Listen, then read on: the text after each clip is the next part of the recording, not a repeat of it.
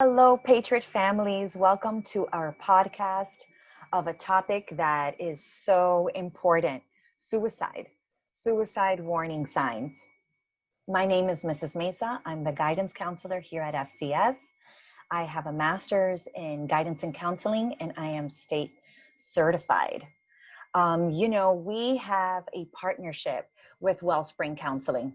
We have established a relationship with Miss Leah Byers. She is the executive director at Wellspring. Ms. Byers is also a part of our school board here at FCS. I'm so thankful for her because she has linked us with Lindsay Steffen, a licensed mental health counselor at Wellspring. She specializes in anxiety, depression, self-harm behaviors, and trauma. Thank you for being here with us, Lindsay. Yes, thank you so much for having me. I'm excited to be here with you today, Monica, to share about this important topic. Yes. I just think it's so important that parents really know of what their kids are going through and just helpful tips and warning signs to look for. Absolutely. Yeah, I think suicide used to be kind of an off-topic thing or something off limits. But we need to talk about it. It's important. And we're going to definitely educate today and also bring some hope that this doesn't have to be just this big, scary, looming thing, but it's something we can deal with, just like we can deal with any other difficult thing in life. Absolutely. There's hope. Yes. Suicide can be preventable. Yes, absolutely. So, all right. Well, should I dive in with some stats then? Let's share. Yeah. So we want to be aware of the stats and what's true about suicide. So according to the CDC, suicide is the third leading cause of death in young people ages 15 to 24.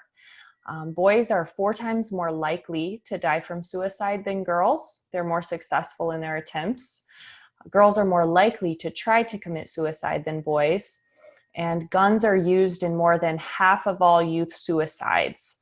So these are not stats. Usually stats are scary. They're not here to scare you, but really to inform you that, if you are someone with a gun in the home and you have a teen struggling with depression, those are just things to be aware of and take precautions, knowing that girls are more likely to attempt. And know that, it's a third leading cause of death between 15 and 24-year-olds. So it's a prevalent issue, and we need to talk about it and know how to deal with it among our kids. Absolutely. Absolutely. And I love how you said to be aware, be aware of the information here about the stats and what your kids are going through. And I'm here to share about the next B, right? The number 2, be able to identify the signs of concerns in a youth or a young adult who may be struggling. And I'm going to share with you a couple of warning signs. If they feel anxious or depressed longer than a week or two, we all feel sadness. We all go through anger, but when it becomes alarming, it's when it happens and you have those feelings for a very long period of time, like a week or two. Right. Also, if they aren't sleeping well, or their appetite has changed, those are also warning signs. Just staying in bed all day long, that's not healthy for them, and of course, eating more or eating less is also a big sign. Yeah. Those are my 2 big questions. How's your sleep? Has your appetite changed? Because that usually gives us a good indicator about depression and anxiety, which can be precursors to suicidal thoughts. Oh, yeah, absolutely. Also, if their mood has changed, a lot of swings in their moods throughout the day. And I know, teens are a little bit moody and grouchy at times, and maybe they don't communicate with us as well sometimes. But when we're talking about mood swings, is a lot of highs and lows throughout the day, so that's something to be aware of. If they don't enjoy activities, being with people anymore, if you see them withdrawn, when we have family over, Are they stuck in their room the whole entire time? When they get invited to go out with friends, do they decline that invitation? You know, are they saying no to sports that they usually, would have loved to do? That's a big, big sign as well. Yeah. And I think it's funny because these seem, as we say it, it might seem obvious. Well, of course something's going on. But when you live with a kid or a teen, it's just gradual sometimes. So one day you're like, oh yeah, they haven't, gone to choir or hung out with so-and-so friend or whatever. But yeah, those behavioral changes are a really big indicator maybe of how they're feeling inside. Right, right. And, as a parent, it's good to, sometimes when they're withdrawn and then they're stuck in their room pretty much all day long, it's good to peek in, and ask, hey, what are you doing? What are you up to? What are you watching? What are you listening to? Yeah. It's good to get tuned in to your child. I know that, we want to give them their space. We want to give them their privacy. And they do that. We do that. They have their room and they're able to open and close their doors, as long as they want. But it's good to every once in a while peek in and ask them, what's going on? What are they doing? What are they watching and listening to? For sure. Whether they like it or not. Right. You got to do that as, you have to do that. We know you're sometimes the bad guy when you're parenting a teen, but that's okay. Right. That's okay. Yeah. It's hard work for sure if they're kind of maybe moody or shutting you out. But yeah, we're kind of going through what's normal moody teen behavior and hormones changing and what's more, I think what I hear you saying is more consistent changes. Right? Like after a week, 2 weeks, 3 weeks, you're seeing kind of, oh, you're not really yourself or your personality's changing. Exactly. Go and ask, pry. Yeah. Also, something that they do is talk about suicide. They might even make comments about, I don't want to live anymore. Or, the world will be better off without me. Just comments like that. They're alarming, they're concerning. And that's when we need to take some action. Yeah. Also sudden changes in their appearance. Sometimes they might not shower every day. They wear the same clothes, even if it's dirty or not. You don't see their appearance as they used to be, always combing and brushing their hair. They just have an appearance that they don't care anymore. So that's something to keep an eye on too. Yeah, you're really just educating us too on a lot of depressive symptoms, which again, often can, untreated depression can lead to then suicidal thoughts. And then again, if left untreated, suicidal perhaps attempts. Yes. So we want to catch depression early because then we might save our teen a lot of suffering. And then of course, just trauma on the family in general, getting to that point where something severe has happened. Absolutely. Also, academic performance goes down. Their grades start getting lower. They might not even want to go to school. And also might not turn in, projects or homework on time. Just the attitude of just not caring about their schoolwork when they once did. Yeah. Yeah, change in their interests and priorities there for sure. Yes. Self-destructive behavior. They might take risks in doing things that can harm them. Also seeking out lethal means like firearms, medication, knives. I know you mentioned, Lindsay, earlier that firearms are usually the item that they might use when they're considering suicide. Right. We need to make sure that those firearms, especially if you have them in your home, that they're locked, that they're in a safe, and a responsible adult only has, those passwords to that safe, or that key is hidden in an area where only that adult might know, that they're just not open freely and easy accessible to them. Absolutely. Yeah.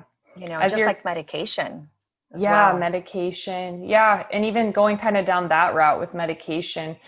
We didn't mention this yet, but I'm sure most parents probably aren't okay with their teens, drinking or using drugs, but that's also associated with higher suicide rates because, of course, maybe if they're depressed and it's something they wouldn't do sober, maybe after they are intoxicated or under the influence of something, their guard is down and they're not quite themselves, and they might feel more open to that, even if before it was just a thought, not really an action plan. So definitely exploring substance use with your teens as well. Yes. And that's why it's so good to just, have it in an area of your home where it's very, just safe, not easy accessible to it. Right. Yeah. And last but not least, goodbye letters. We find notes, laying around saying goodbye. They give away their, uh, items, special items that mean something to them. They start giving away to certain people. And that's when it can be very concerning as well. Right. Absolutely. Okay. Thanks, Monica. That's awesome to hear the warning signs and just, to be educated on some of these changes. They seem like little changes, but they add up. And when you're noticing some of these behaviors together, it's definitely cause for concern. We need to look at it, see what's going on with our teen. Yes. So I'm going to share a little bit about some myths about teen suicide and suicide in general. So often people will say, oh, well, depression or suicide, those are selfish choices. And so, I want to educate as a clinician that depression is actually a medical issue. So you can look at brain scans and see that those suffering with mental health issues like depression or anxiety, their brain scan looks different than a normal brain of someone not suffering with those mental health issues. So we want to validate that it is a medical concern. Depression and suicide are not a choice. Of course, we do have choices in getting help, fulfilling our treatment goals, all of that. But we just want to, be open about mental health as a medical issue. Sometimes people will say, if you're depressed or anxious or thinking about suicide, you're not trusting God enough. So a lot of people will encourage you, or just pray, just read your Bible more, which those are all good things and things that I support and love. But just like if you had cancer, you probably would pray, but you would also go and get your chemotherapy. And so in the same way, if I have depression, I'm going to have my community pray for me, my close people, my small group, and I'm going to seek help with a professional who can treat clinical depression. So I just wanted to share a couple of those. Yes. Lindsay, even the Bible tells us, to seek wise counsel, right? We pray about something, but yet we have to go and after we pray, God will lead us to the right counselor, to the right therapist that we can speak with to help us with that situation. Amen. Yeah. I know at Wellspring, our front office prays as they matched incoming clients with clinicians. And I can tell because sometimes I get clients, I'm like, wow, we're just a perfect fit. And they can feel it too. They'll express it. So God is definitely in that process. Yes. Another myth is that, oh, you're a kid, you're a teen, you don't have real stress, or you don't have a good reason to be depressed or suicidal. I hear parents say this to their teens and kids, and it's really not true. So kids and teens have a lot of stress nowadays, just with family stuff, school, there's bullying, there's so much with social media. Yes. And the world is stressful. We have there's pandemics, there's political things, there's a lot going on just in our world, and kids and teens pick up on it. They're much smarter than we give them credit for. If you're stressed, you're depressed, you're anxious as a parent, they internalize that as well. So we need to validate that they do have real stress, just because they're not working a 9 to 5, but I mean, they're juggling school, maybe sports, family stuff, mental health, friendships. Absolutely. And you know what? You've mentioned something that could be like another podcast, but just the pressures of social media, just the comparison. of friends and or what the world tells you that you got to look like and what you got to have, that's a lot on a teen It nowadays. is. Yeah, there's so many studies now, research showing correlations between depression and anxiety and social media among adults too, actually, teens and adults. Absolutely. So we have to be careful too. Just a Mm-hmm. plug for Yeah. parents. Yes. Yeah. So definitely that is a myth. Another myth is having depression or suicidal thoughts makes you a weak person. Or it's, again, you're just choosing not to feel good or not get better. And those things aren't true. Again, they're, once maybe we have some genetic predisposition to depression or anxiety, or maybe it's environmental, something circumstantial has triggered that mental health issue, or perhaps it's a bit of both. And so kind of thinking in your family, what do we have in our family history as far as mental health issues or addiction issues? And your child, your teen is not weak. They're not choosing not to get better.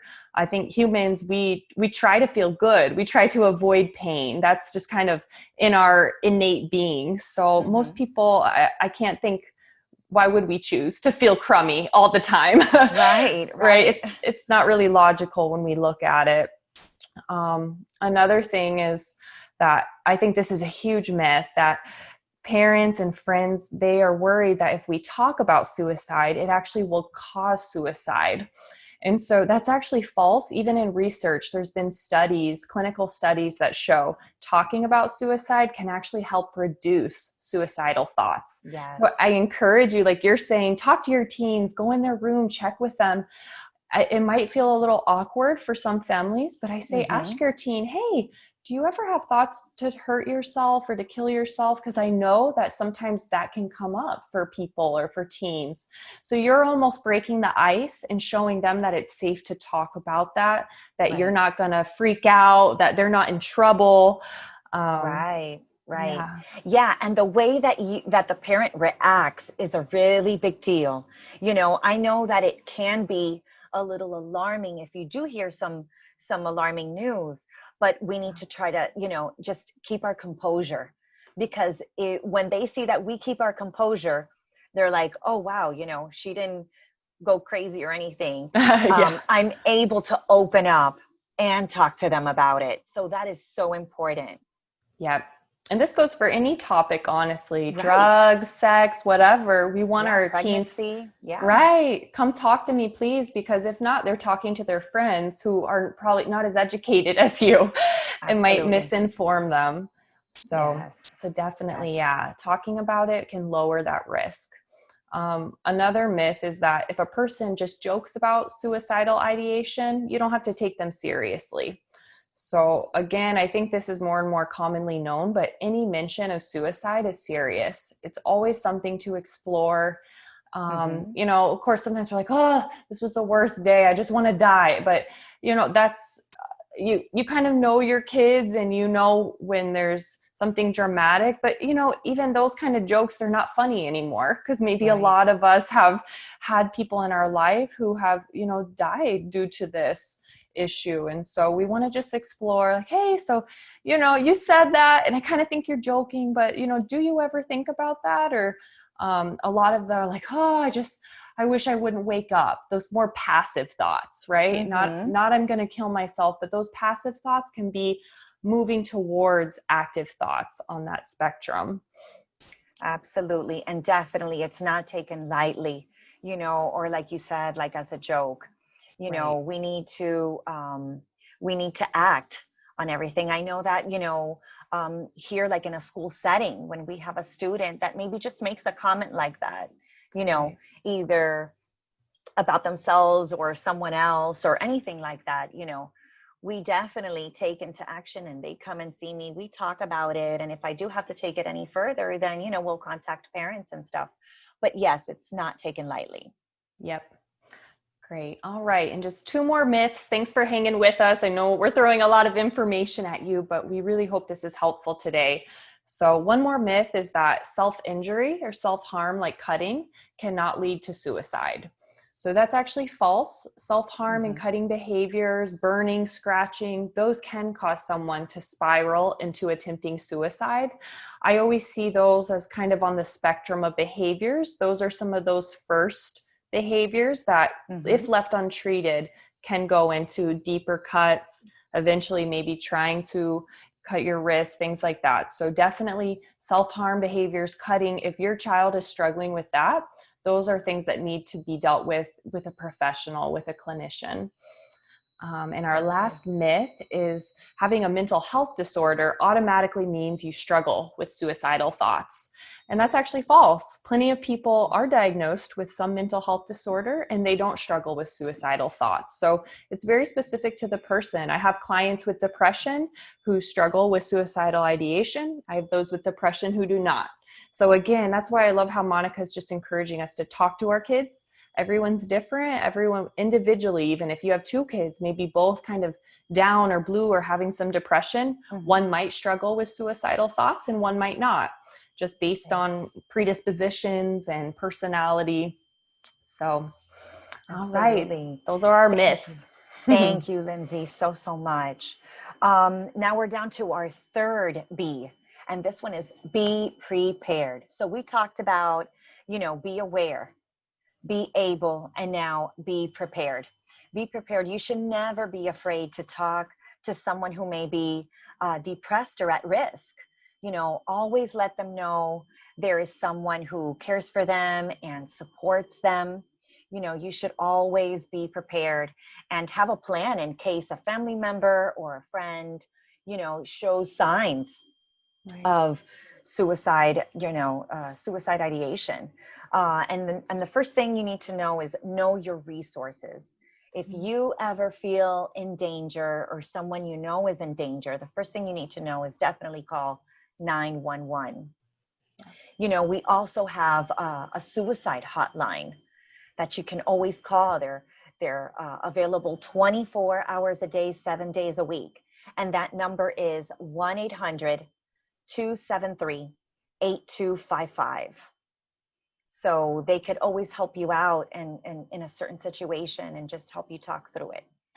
Lindsay, would you like to share on what Wellspring has to offer? I know that a few of our families and students here have gone to Wellspring, and it's been wonderful for them. Yes, I've had the pleasure of working with some teens and families from Florida Christian. And so you can visit us. I'll give you our contact info. Wellspring, you can find us on the web at wellspringmiami.org, or you can give a call to the front office, 786-573-7010. And so we offer a variety of services. We offer individual counseling, family counseling. We're talking about teens today, but we do marital, premarital, all that, groups. But for your teens, we also have a trauma camp we do 3 times a year. It's called Bounce Camp, and it's free for Miami-Dade residents who register, and we do all kinds of trauma work using equine therapy with horses. We use artistic modalities and do EMDR, which is a trauma technique that's in one of the top 2 researched evidence-based trauma treatments. So we at Wellspring, we are faith-based, and we also want to offer excellent clinical services. So I always say I plug for Wellspring because I believe in it, not just because I work there, but we have really awesome clinicians who work with kids, do play therapy for the younger ones, and then more of the talk therapy, art therapy for teens who are struggling with some, whatever mental health issues. And I tell my teens, most teens don't love therapy at first, but then they do. And they want to talk to you forever. They're like, oh my gosh, a whole hour just for me. This is amazing. And even my teen guys, I've ended up with a lot of teen guys, and you think, oh, they're going to be the hardest. But after you break that ice, they really enjoy having a safe place to share what they're feeling. Because I think, again, even just gender-wise, that's not always safe in our culture for our guys. So reach out, or again, if you want just more resources too, at our website, like I said, wellspringmiami.org, we have our podcasts on there. We have articles. So just in general, if you're looking for some more material on mental health from a faith-based perspective, we could be a good fit for you with that. Yes. Thank you, Lindsay. I know that those programs have been so successful. They've really worked. Thank you so much. And if you've missed any of these wonderful resources or information that we've shared today, this will be posted in our Florida Christian website. Under parents, we'll list all of this information there. Again, my name is Mrs. Mesa. My email is mmesa@floridachristian.org. I am here to help you with anything. If you have any concerns or any questions that you want to be answered, I am here to help you. I thank you, Lindsay, again for being with us today. Thank you for bringing so much great information. Yes, it's been a pleasure. I know that these are important things to talk about, and I know that educating our parents, that's the first step. So we want you to feel empowered and not timid or scared with these issues. So you absolutely have the tools you need to just talk with your kids. That's all it requires, just those first conversations. Yes. And of course, all they really want is just to know that you're there for them, that you support them, you love them, and that's just going to help them out. Just going to help them out and be able to talk about it. Yeah. So thank you again, Lindsay. Thanks for being here with us today. Yes. And thank you, parents, for just logging on and just I really hope and pray that this was helpful to you as well. Thank you again, and God bless you.